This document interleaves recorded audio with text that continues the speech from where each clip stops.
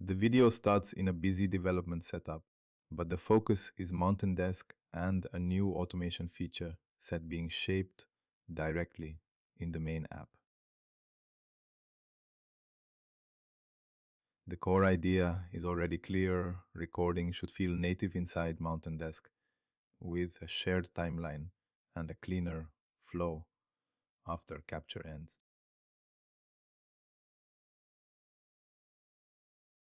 Early on, the developer is mapping the main window and deciding where this new recording experience belongs.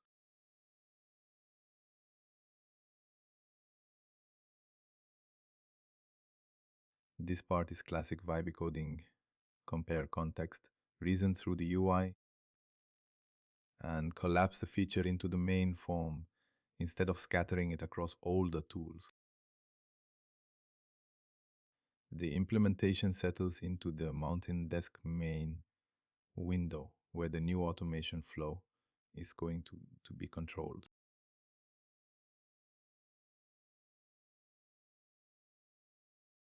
The feature is being pulled into the main app experience so recording can start from the primary workspace.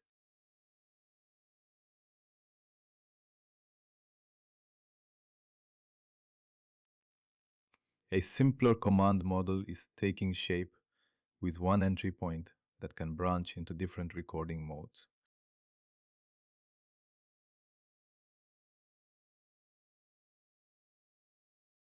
At the same time, the main timeline is being turned into the place where recording progress and captured steps will live.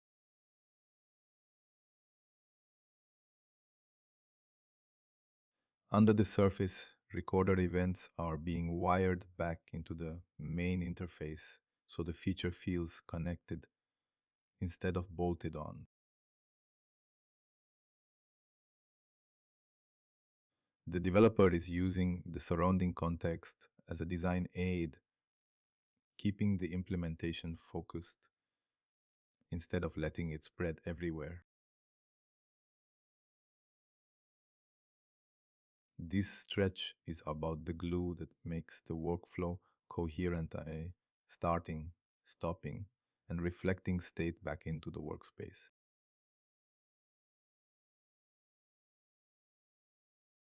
By now, the feature has a real shape, a launch point, a choice of recording modes, and a shared timeline inside the main window.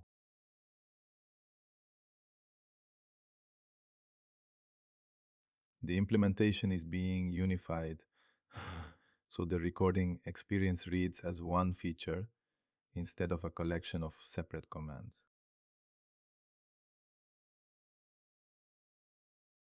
This is still iterative work.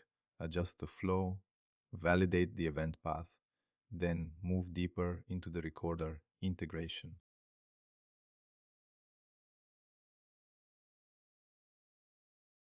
Attention turns to browser capture so actions from a live page can become usable automation steps inside MountainDesk.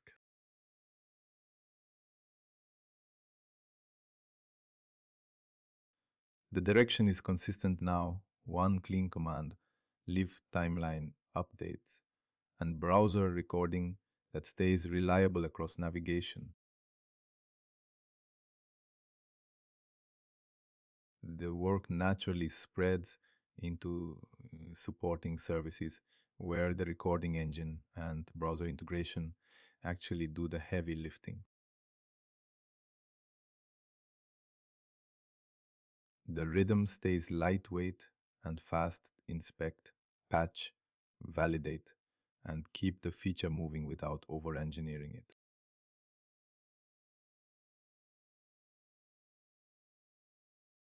A key goal here is closing the loop so recorded browser activity appears directly in the main app timeline.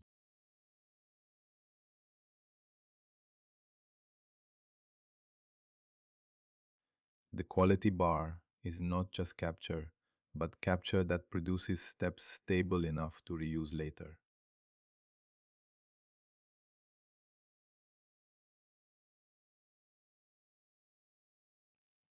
Once the feature wiring is in place, the next checkpoint is simply build the app and see what breaks.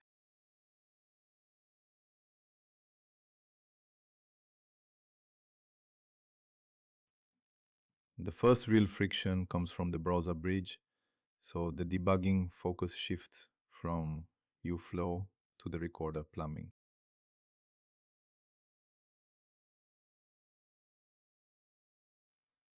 That kind of failure is useful because it narrows the problem to implementation details, not the overall feature design.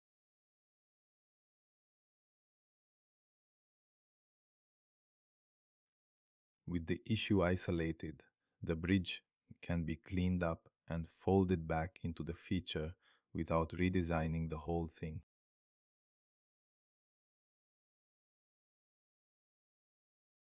At this point, the change spans both the MountainDesk UI and the services behind recording, which is exactly where a feature like this should land. The flow is now readable as a product feature. Start recording, choose a mode, capture actions, and surface everything in one place.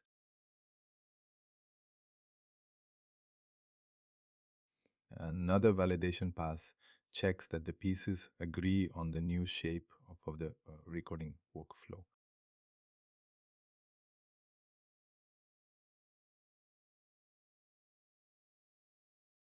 By now, the remaining discussion is mostly polish, which is a good sign that the core behavior is already in place.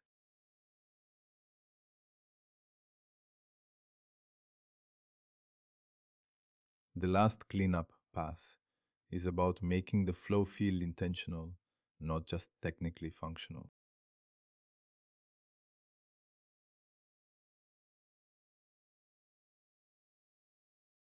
The interaction model has settled into something simple: one place to start, one choice of mode, and one shared timeline in the main app.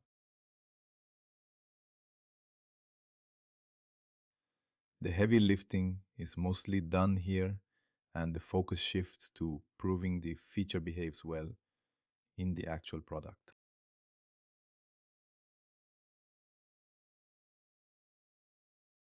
What emerges is a cleaner recording surface, stronger recorder plumbing, and less dependency on side windows or older tools.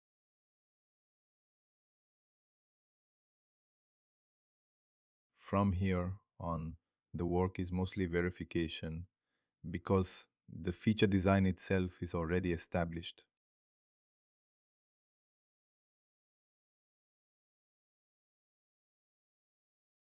This is the handoff point between coding and demonstrating what the new workflow actually feels like.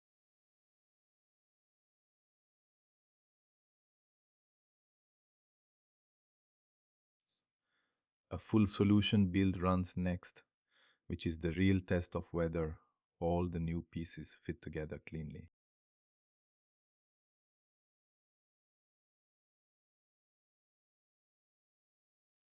The build completes successfully, confirming that the new recording workflow now exists as a coherent part of MountainDesk.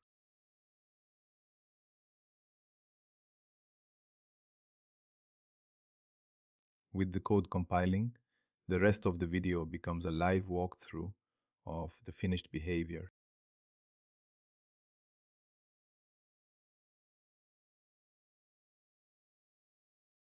Inside the app, the new automation controls are now available directly in the main workspace, where users actually spend their time.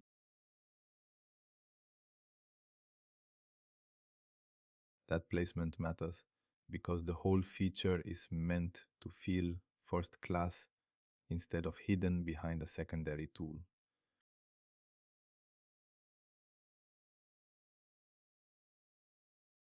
Starting recording now opens a lightweight chooser, so the user can decide what kind of interaction they want to capture.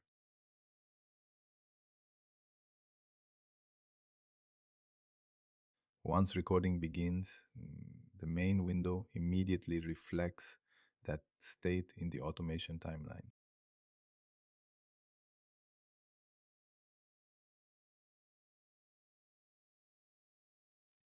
The important part is that the user stays inside MountainDesk while the app explains what is being captured and how to end the session.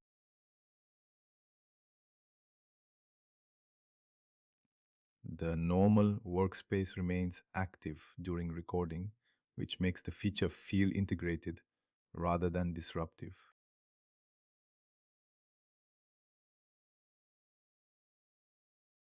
Uh, Real world prompt is used as the test case, giving the recorder something practical to capture instead of a fake demo path.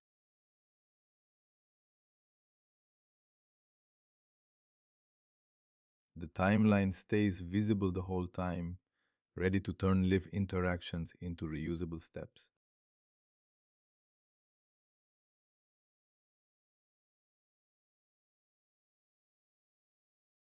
A browser session opens beside the app, and the recording workflow moves from setup into live capture.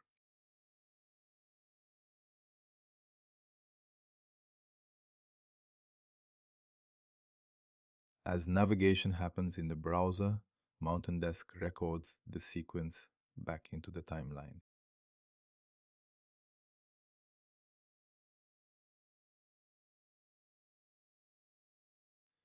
Even an imperfect result is useful here because the point of the demo is that real browser interactions are being captured, not staged ones. By the end, the captured steps appear back in the MountainDesk timeline, which proves the new feature works as a full end to end workflow inside the main app.